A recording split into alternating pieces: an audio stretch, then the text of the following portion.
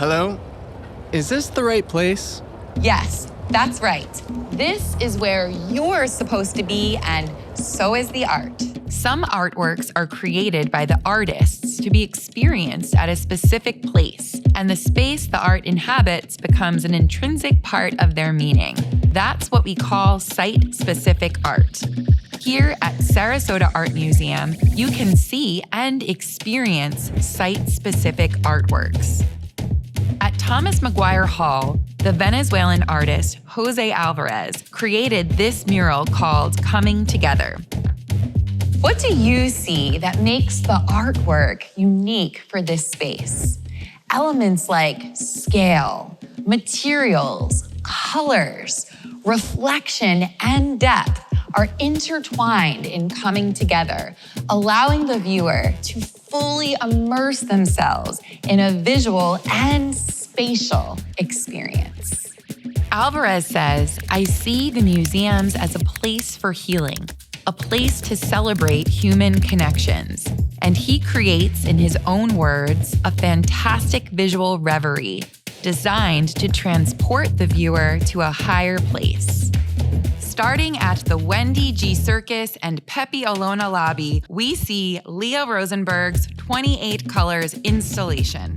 The color-striped composition invites the visitors to explore the space with joy and curiosity. What colors do you see? What do they mean? Leah Rosenberg leads us to walk and discover the colors as she did when choosing 28 iconic colors of Sarasota.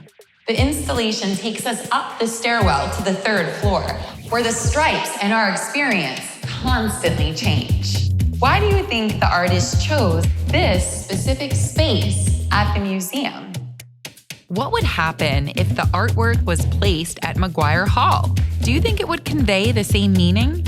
We can ask these kinds of questions to reveal to ourselves how integrated the artwork is with the space, and how the space also becomes the meaning. What other site-specific art do you remember seeing or knowing about? We are now on the third floor, the top floor of the museum, and it is 10 in the morning. For Christian Samson's Vita in Motu, the space is relevant, and so is time. Vita in Motu means life in movement. The installation reveals the rotation of the earth as the sun rising in the east transforms the Jonathan McCaig Arcade into an immersive experience. What time is it for you while you're watching this video? Samson invites us to savor light, time, and space, to move through it and be affected by it, to be part of it.